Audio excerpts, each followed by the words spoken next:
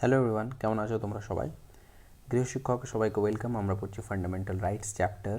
Fundamental rights চ্যাপ্টারটা যেহেতু অনেক বড়, এটাকে আমরা পার্টে পার্টে ডিভাইড করে পড়ছি। এটা এই চ্যাপ্টারের 8th পার্ট। এখানে আমরা আর্টিকেল 19, 30 আর 32, 29, 30 আর 32 এই তিনটে আর্টিকেল পড়বো। আমরা দেখেছিলাম 14 থেকে শুরু করে 32 পর্যন্ত ফান্ডামেন্টাল রাইটস। তার মধ্যে আমরা যেগুলো 6টা পার্টে ডিভাইড করা আছে, তো এর মধ্যে আমরা আর্টিকেল 28 পর্যন্ত কভার করে নিয়েছি। তো কালচার অ্যান্ড এডুকেশনাল রাইটের আন্ডারে পড়ে দুটো আর্টিকেল 29, 30 আর কনস্টিটিউশনাল রেমেডি হচ্ছে একটা আর্টিকেল, আর্টিকেল 32। তো আজ আমরা এইগুলো ডিসকাস করব। তো প্রথমে আসা যাক কালচারাল অ্যান্ড এডুকেশনাল রাইট। ঠিক আছে, এতে দুটোই আর্টিকেল আছে, 29 আর 30।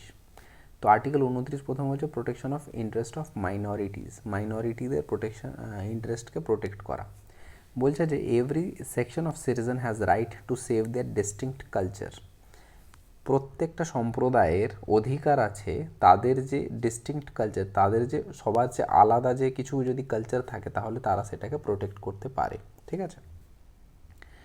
No citizen shall be denied admission to state funded educational institution only on the ground of religion, race, caste or language.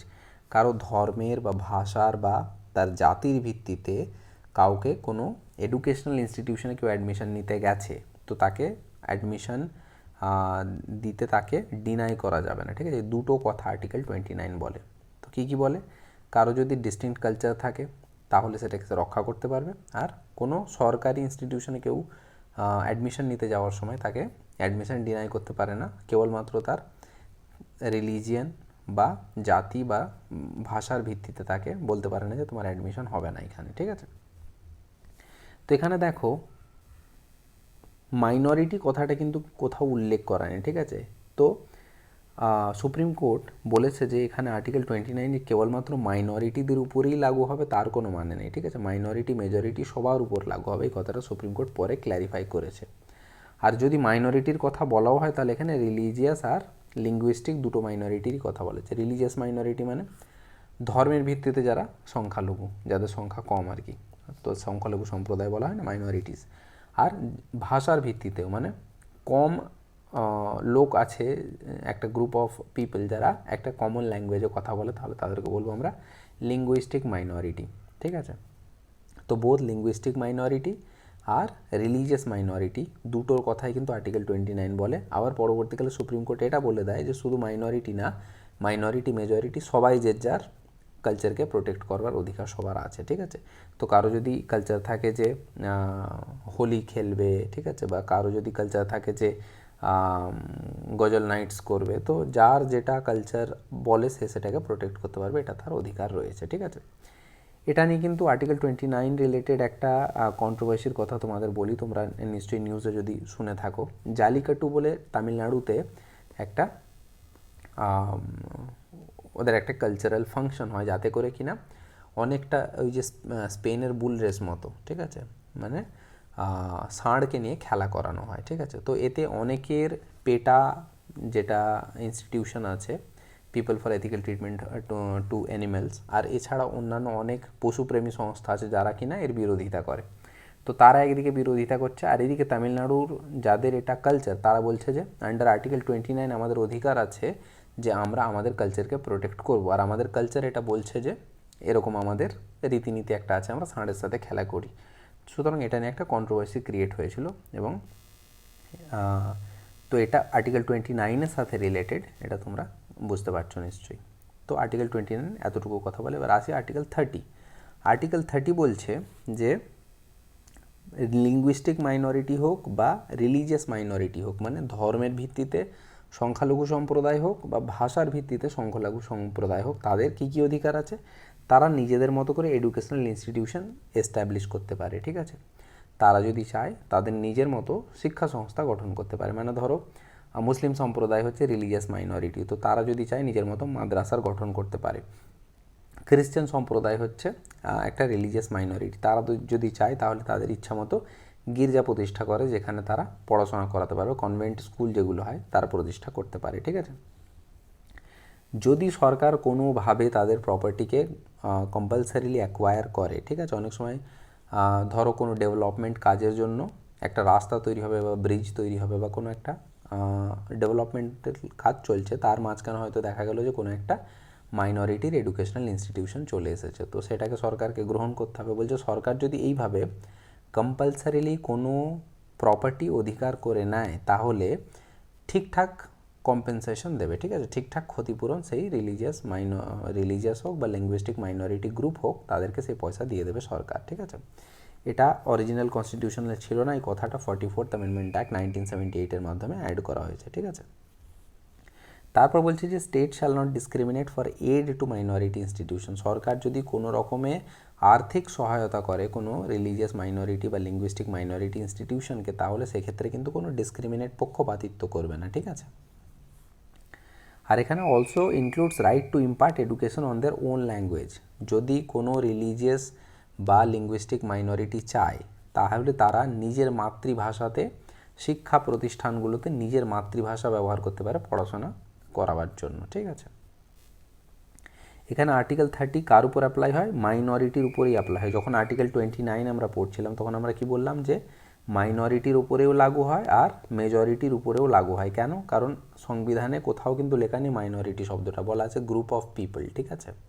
মানে মাইনরিটি শব্দটাকে কোথাও ডিফাইন করা নেই, সংজ্ঞা দেয়নি মাইনরিটি কাকে বলে। কিন্তু আর্টিকেল 30-তে কিন্তু বিশেষ করে উল্লেখ করেই দিয়েছে যে মাইনরিটির কথা, ঠিক আছে। সুতরাং আর্টিকেল 29 কার উপর লাগু হয়? মাইনরিটি মেজরিটি দুটোর উপরেই লাগু হয়। আর আর্টিকেল 30 কার উপর লাগু হয়? কেবলমাত্র মাইনরিটির উপর লাগু হয়, মেজরিটির উপর লাগু হয় না। মানে সংখ্যাগরিষ্ঠ সম্প্রদায়ের উপর কিন্তু আর্টিকেল 30 লাগু হয় না, ঠিক আছে। এবার দেখো মাইনরিটি ইনস্টিটিউট 3 ধরনের হতে পারে, ঠিক আছে। এক ধরনের তো এটা হতে পারে যে যেটা সরকারের থেকে state gives aid and recognition, সরকার তাকে আর্থিক সহায়তাও দিচ্ছে, এডও দিচ্ছে, আবার রেকগনিশনও দিচ্ছে, ঠিক আছে, মানে স্বীকৃতিও দিচ্ছে। তো যদি আর্থিক সহায়তাও দেয়, স্বীকৃতিও দেয়, তাহলে কি হবে? স্টেট কিছু কিছু জিনিস কন্ট্রোল করতে পারবে। কি কন্ট্রোল করতে পারবে? যে তাতে অ্যাকাডেমিক স্ট্যান্ডার্ড কী থাকবে, তার সিলেবাস কী থাকবে, ঠিক আছে, তার স্যানিটেশন কেমন থাকবে, তাতে যে এমপ্লয়মেন্ট হবে, টিচার নন টিচার যে স্টাফ থাকবে তাদের কীভাবে সিলেকশন প্রসেস হবে, তো এই জিনিসগুলো সরকার মেনটেন করতে পারে, ঠিক আছে। যদি কোনো ইনস্টিটিউশন এমন হয় যাতে সরকার কেবলমাত্র রিকগনিশন দেয়, ঠিক আছে, কেবলমাত্র স্বীকৃতি দিচ্ছে কিন্তু কোনো পয়সা দিচ্ছে না, ঠিক আছে, সেখানেও কিন্তু স্টেট সেখানকার কন্ট্রোল করতে পারে। অ্যাকাডেমিক স্ট্যান্ডার্ডও বলো, সিলেবাস বলো, স্যানিটেশন বলো, এমপ্লয়মেন্ট বলো, এইসব জিনিসগুলো সরকার চাইলে কন্ট্রোল করতে পারে। আর ধরো এমন একটা ইনস্টিটিউশন যে সরকারের থেকে না তো কোনো আর্থিক সহায়তা নেয় আর না কোনো রেকগনিশন স্বীকৃতি নেয়, ঠিক আছে, ও ইন্ডিপেন্ডেন্ট নিজের মতো কাজ করছে, সেক্ষেত্রে সরকার তার উপর কোনো রকমের হস্তক্ষেপ করতে যাবে না, সে নিজের মতো নিজে গভর্ন করতে পারে। কিন্তু যে জেনারেল রুলগুলো হয়, ঠিক আছে, যেমন যেখানে হয়তো ইনস্টিটিউশনটা নিজের বিল্ডিং বানাবে, তো সেই বিল্ডিং বানানোর জন্য যে নর্মাল ল্যান্ড সংক্রান্ত যে রুল লাগু হয়, ঠিক আছে, বিল্ডিং সংক্রান্ত যে রুল লাগু হয়, ঠিক আছে, বা ধরো টিচিং নন টিচিং স্টাফদের যখন এমপ্লয়মেন্ট দেবে সেই ইনস্টিটিউশনটা, তো সঠিক পদ্ধতিতে এমপ্লয়মেন্ট হচ্ছে কি না হচ্ছে, ঠিক আছে, তো এই যে জেনারেল রুলগুলো সেগুলো লাগু হবে, এমনিতে সরকারের কোনো আলাদা করে হস্তক্ষেপ থাকবে না, ঠিক আছে।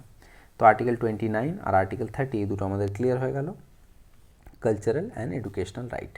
তো এখান পর্যন্ত আমাদের কমপ্লিট হয়ে গেল। পড়ে রইল কনস্টিটিউশনাল রেমেডি, আর্টিকেল 32, ঠিক আছে, এটা খুবই ইম্পর্ট্যান্ট আর্টিকেল। দেখো আমরা যে বারবার এত কিছু 14 থেকে শুরু করে এই যে 32 পর্যন্ত এতগুলো যে আমরা রাইটের কথা, অধিকারের কথা বললাম, তুমি একটা বইয়েতে খালি রাইটগুলো যদি লিখে দাও তাহলেই তো হবে না। রাইটগুলো যদি মানে অধিকারগুলো যদি নাগরিকরা না পায় তাহলে তার কি ব্যবস্থা, ঠিক আছে, সেটা যদি এনশিওর না থাকে তাহলে লিখে দেওয়া তো পুরো বেকার হয়ে গেল, তাই না? তো আর্টিকেল 32 সেই কথাটাই বলছে যে যদি এতগুলো যে অধিকারের কথা বলা হলো মৌলিক অধিকার, এই কোনো একটা মৌলিক অধিকারের যদি কারো কোনো দিন উল্লঙ্ঘন হয় তাহলে সে কোর্টে যাবে আর কোর্ট গ্যারেন্টি সহকারে তার নিবারণ করবে, ঠিক আছে। তো এটাই হচ্ছে আর্টিকেল 32। সেই জন্য আর্টিকেল 32 এতটাই বেশি ইম্পর্টেন্ট, ডক্টর বি.আর. আম্বেদকর এটাকে heart and soul of the constitution বলেছেন যে most important article of the constitution, যেটা না থাকলে the constitution would have been nullity, মানে কনস্টিটিউশন জাস্ট একটা পিস অফ পেপার হয়ে রয়ে যেত যদি আর্টিকেল 32 এর মধ্যে না থাকতো। তোমার মৌলিক অধিকারের উল্লঙ্ঘন হলে তুমি কোর্টে যাবে, এটাও তোমার একটা মৌলিক অধিকার আন্ডার আর্টিকেল 32, ঠিক আছে। আর সুপ্রিম কোর্ট এটাও বলেছে যে আর্টিকেল 32 হচ্ছে basic feature of the constitution, ঠিক আছে। বেসিক ফিচার সম্পর্কে আমরা আগে বলেছি যে এমন মূল বৈশিষ্ট্য যেটাকে অ্যামেন্ডমেন্টের মাধ্যমেও পার্লামেন্ট চেঞ্জ করতে পারে না। তো আর্টিকেল 32কে পার্লামেন্ট চাইলেও কিন্তু ইভেন অ্যামেন্ডমেন্ট করেও আর্টিকেল 32কে উড়িয়ে দিতে পারে না, গায়েব করে দিতে পারে না, ঠিক আছে। Article 32 basic feature of the constitution. Article 32 চারটে কথা বলে। প্রথম কথা এটা বলে যে কারো যদি ফান্ডামেন্টাল রাইটসের উল্লঙ্ঘন হয় তাহলে সুপ্রিম কোর্ট তাকে গ্যারান্টি সহকারে নিবারণ দেবে, ঠিক আছে, প্রথম কথা।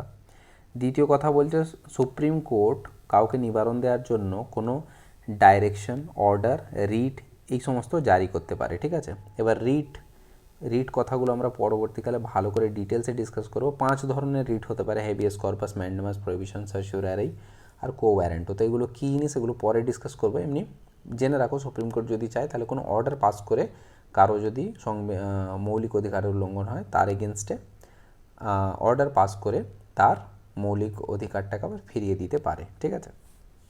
তৃতীয় কথা, পার্লামেন্ট যদি চায় এই যে সুপ্রিম কোর্ট যে অর্ডার ইস্যু করে এই পাওয়ারটা সুপ্রিম কোর্ট ছাড়া অন্য কোনো ডিস্ট্রিক্ট কোর্ট বা অন্য যে কোনো কোর্টকে দিতে পারে, ঠিক আছে।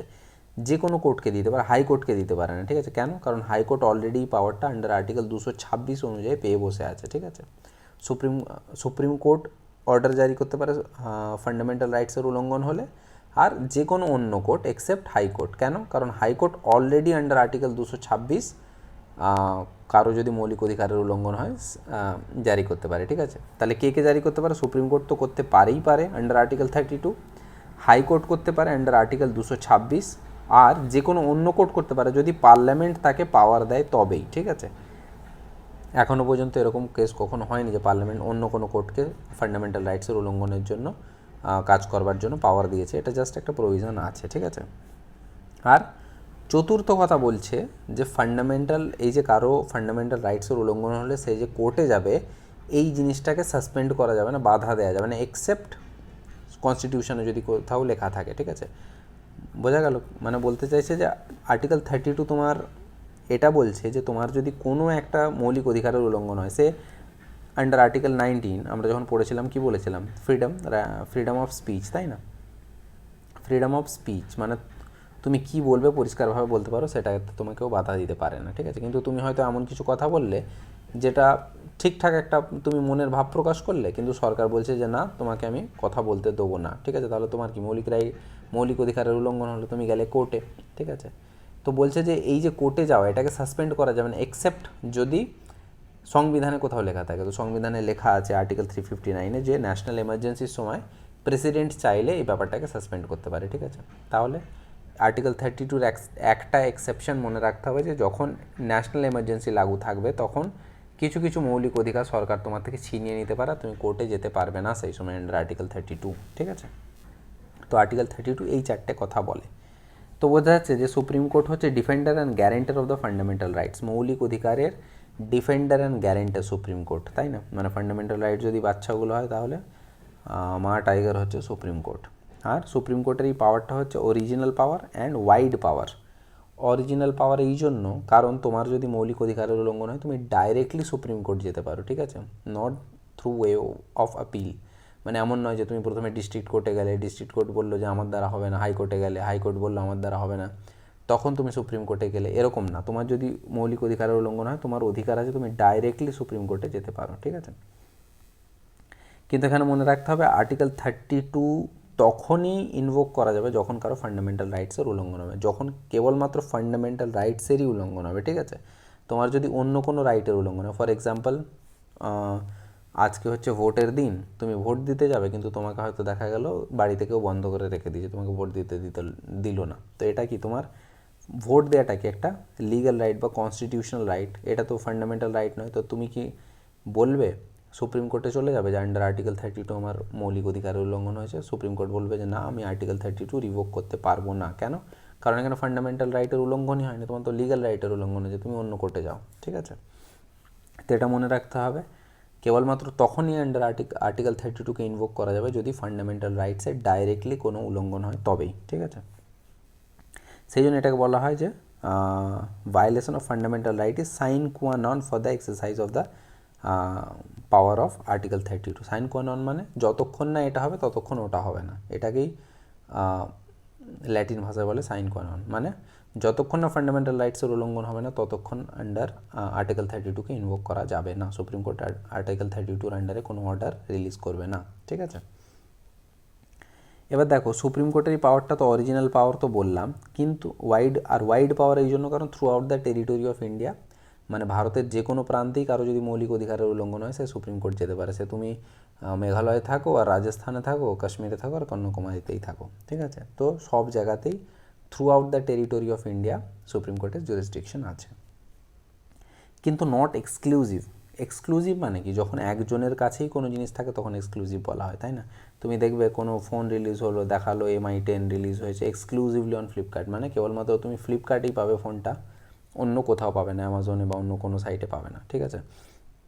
তো সুপ্রিম কোর্টের যদি কোথাও বলা যে এক্সক্লুসিভ পাওয়ার, মানে কেবলমাত্র সুপ্রিম কোর্টের কাছেই এই পাওয়ারটা আছে আর কারো কাছে নেই। তো এই আর্টিকেল 32-র আন্ডারে কারো যদি মৌলিক অধিকারের উল্লঙ্ঘন হয়, তো তাহলে এই যে পাওয়ারটা, মানে ফান্ডামেন্টাল রাইটসের উল্লঙ্ঘন হলো, কোর্ট তোমাকে বিচার দেবে। তো এই যে পাওয়ারটা, এটা কি সুপ্রিম কোর্টের এক্সক্লুসিভ পাওয়ার? বলছে না, এটা এক্সক্লুসিভ পাওয়ার না, এটা হচ্ছে কনকারেন্ট পাওয়ার। মানে সুপ্রিম কোর্টের হাতেও পাওয়ার আছে আন্ডার আর্টিকেল 32, আবার হাইকোর্টের কাছেও পাওয়ার আছে আন্ডার আর্টিকেল 226। আর্টিকেল 226 পরে যখন ডিটেলসে ডিসকাস করবো তখন আরও পড়বো। এখন আপাতত জেনে রাখো, কারো ফান্ডামেন্টাল রাইটসের উল্লঙ্ঘন হলে হাইকোর্টও তাকে নিবারণ দিতে পারে 226-এর আন্ডারে, ঠিক আছে। আর কি, article 32 itself is a fundamental right. তোমার মৌলিক অধিকারের উল্লঙ্ঘন হলে তুমি যে কোর্টে যাবে এটাও তোমার একটা মৌলিক অধিকার, সুতরাং সুপ্রিম কোর্ট তোমাকে মানা করতে পারবে না, ঠিক আছে। সুপ্রিম কোর্ট কেন? কারণ supreme court is the guarantor of the fundamental right. তো সুপ্রিম কোর্ট তোমাকে গ্যারেন্টি সহকারে নিবারণ দেবে। কিন্তু হ্যাঁ, সুপ্রিম কোর্ট, এবার ভাবো প্রত্যেকের যদি ছোটো ছোটো কোনো না কোনো ফান্ডামেন্টাল রাইটসের উল্লঙ্ঘন হয়, তাহলে সবাই যদি যেতে শুরু করে সুপ্রিম কোর্ট, তাহলে তো সুপ্রিম কোর্টের ওয়ার্ক প্রেশার অলরেডি এত বেশি, তাহলে তো কোনো কিছুই করে উঠতে পারবে না সুপ্রিম কোর্ট, তাই না। তো সুপ্রিম কোর্ট কনভেনশনের জন্য বলে যে যদি তোমার হাইকোর্টে গিয়ে কাজ মিটে যায় তাহলে তুমি প্রথম হাইকোর্টেই যাবে। যদি আমি দেখি যে বড় কোনো ইস্যু হয় তবেই আমি কিন্তু ম্যাটারটা হাতে নেবো। যেমন ধরো রিসেন্টলি তোমরা শুনে থাকবে যে প্রাইভেসি ফান্ডামেন্টাল রাইট কি না, এটা নিয়ে একটা পুট্টাস্বামী কেস এসেছিলো। প্রাইভেসিটা কি তোমার ফান্ডামেন্টাল রাইট কি ফান্ডামেন্টাল রাইট না, সেটা একটা বড় কোয়েশ্চেন ছিল, যেটা কিনা অনেক বড়োভাবে ইম্প্যাক্ট করবে সরকারের প্রশাসনটাকে, পুরো দেশটাকে। সেই জন্য এই ব্যাপারটা সুপ্রিম কোর্ট নিজের হাতে নিয়েছিল। কিন্তু ছোট ছোট যে সমস্ত কেস হয় আমরা দেখি সেগুলো কি হাইকোর্টে চলে যায় আগে, ঠিক আছে, বোঝা গেল। ডাইরেক্টলি কেউ যদি সুপ্রিম কোর্ট যেতে চায় তো কিন্তু সংবিধান থেকে পাওয়ার দিয়েছে প্রত্যেকটা মানুষকে, তারা কারো ফান্ডামেন্টাল রাইটসের উল্লঙ্ঘন হলে সে ডাইরেক্ট সুপ্রিম কোর্ট যেতে পারবে। কিন্তু এটা কেবলমাত্র কনভেনশনের জন্য, কনভিনিয়েন্সের জন্য সুপ্রিম কোর্ট বলে যে তোমরা প্রথমে হাইকোর্টে যাও, যদি নিবারণ পেয়ে যাও, মিটে গেল, তাহলে আর আমার কাছে আসার দরকার নেই, ঠিক আছে। তো আন্ডার আর্টিকেল 14 থেকে শুরু করে আর্টিকেল 32 পর্যন্ত 6টা পার্টে ফান্ডামেন্টাল রাইটসগুলোকে ডিস্ট্রিবিউট করা আছে। আর প্রত্যেকটা আর্টিকেলকে আমরা খুব ভালোভাবে ডিসকাস করে নিয়েছি। আশা করছি এখান থেকে যা কিছু কোয়েশ্চেন আসবে তোমরা কভার করতে পারবে, ঠিক আছে। এবার যখন আমরা এই ফান্ডামেন্টাল রাইটসের চ্যাপ্টারটা পড়েছিলাম, বারবার করে যেটা বলি 14 থেকে 32 পর্যন্ত মেন আর্টিকেলগুলো রয়েছে, আর সামনে আর্টিকেল 12-13, আর্টিকেল 12-তে স্টেটের ডেফিনেশন দেওয়া ছিল, আর্টিকেল 13-তে বলা ছিল যে কোনো ল পাস হলে সেটা যদি ইনকনসিস্টেন্ট থাকে ফান্ডামেন্টাল রাইটসের সাথে তাহলে সেটা কার্যকরী হবে না, নাল অ্যান্ড ভয়েড হয়ে যাবে, ঠিক আছে। এবার শেষের দিকে উপসংহারেও কতগুলো আর্টিকেল আছে, 31A, 31B, 31C, 33, 34, 35। এই আর্টিকেলগুলো খুব ছোটো ছোটো, আমরা ওভারঅল একটা ডিসকাশন করে নেব পরের আলোচনাতে। So thank you so much for watching. পরের ভিডিওতে দেখা হবে। Thank you.